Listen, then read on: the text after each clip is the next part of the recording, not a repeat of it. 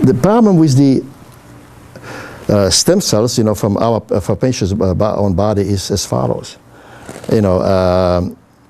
We all have stem cells. If we wouldn't have stem cells, we could not live, because stem cells are, helping us, with the cell division, and maintaining the organs in process. Can you imagine what kind of turnover of cells is in our body? Can you imagine that the cells that line our gastrointestinal tract, stomach, intestine, and colon, you know how long these cells live? 2 days. Every 2 days they have to be replaced by a new set of cells. Our body is programmed to do that if we are healthy, okay?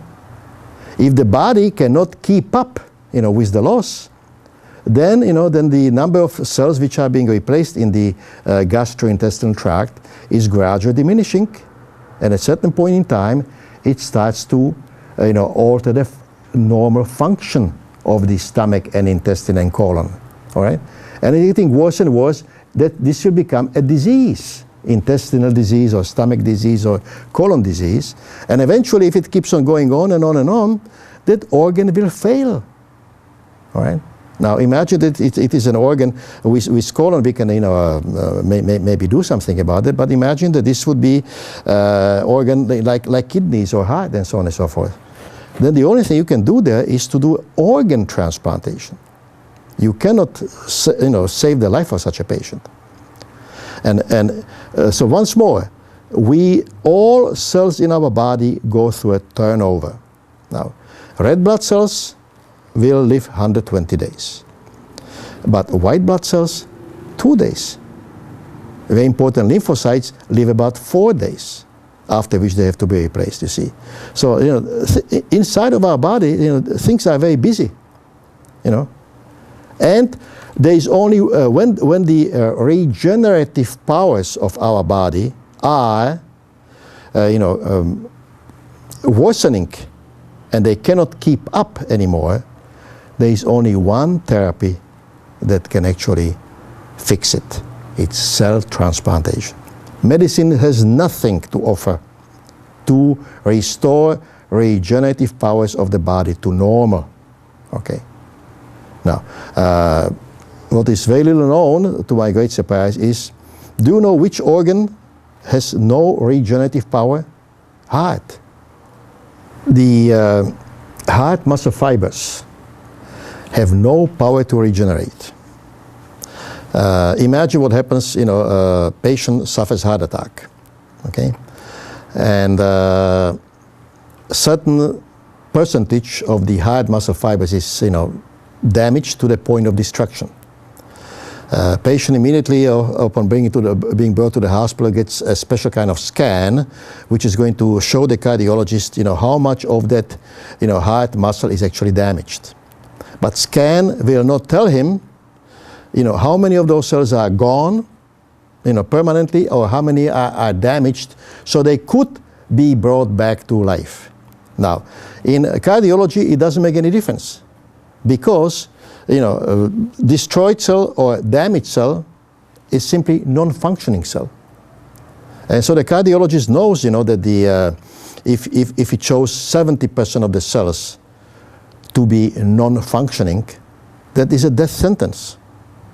Nobody can live, with 30% of heart muscle fibers, pumping the blood. It can, a patient can lie in bed and lie for the rest of his life and maybe survive for a certain period of time, but he certainly cannot get up because there is not enough blood flow guaranteed by such a small number. Okay. Now, at the same time, it has been in experiments proven that actually those cells which are damaged can be actually brought back.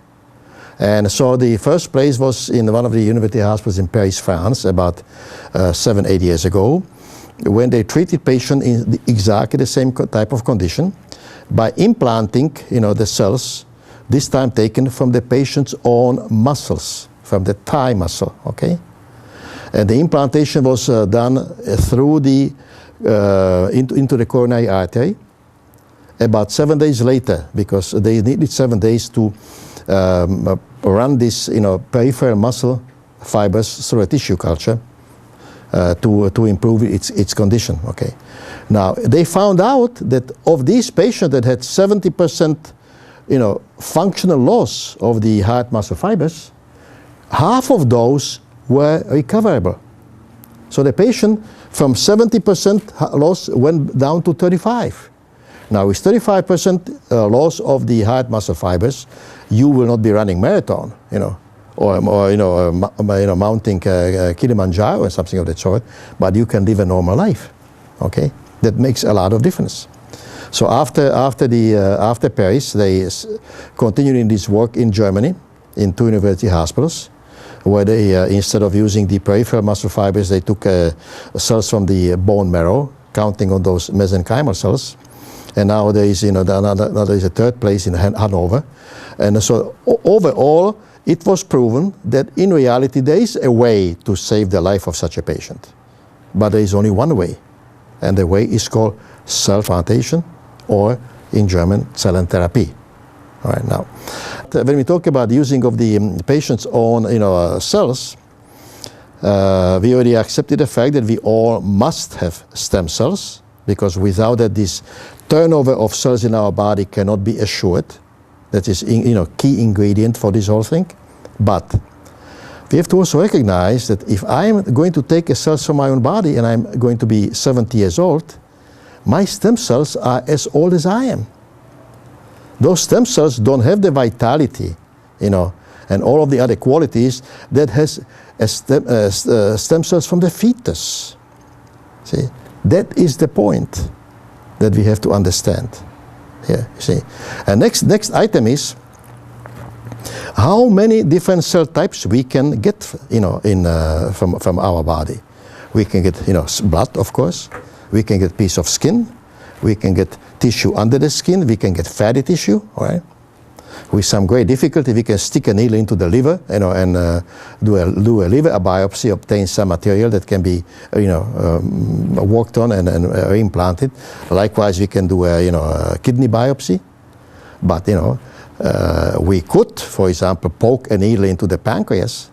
But let me tell you, that has to be a virtuoso, who can actually get the needle into the pancreas without damaging many other things, and all of these, punctures, of course, have complications. You stick a needle into the liver, you just watch it. It bleeds like hell, and the same spleen even more, Spleen is so bad that patient can actually, lose so much blood he can die from that, and so on and so forth. So, in other words, the problem is, can you get a piece of human brain? Can I get a piece of my brain to be used for reimplantation? Of course not.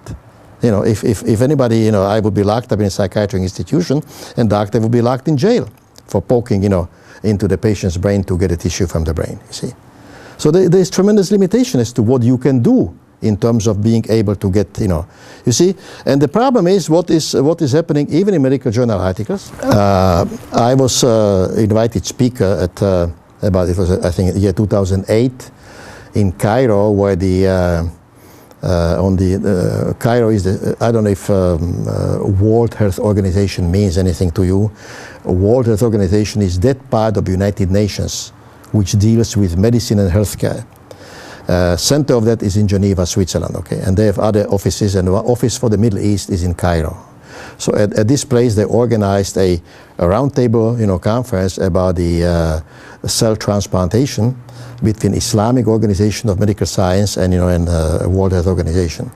And this issue came up from, a question came up from the audience. And one of the three invited people was this colleague from Stanford University, who actually was an MD, but working strictly in research, and the world expert on the certain issues of the so-called nuclear transfer, which is very important in the in getting the embryonic stem cell transplantation, so on and so forth.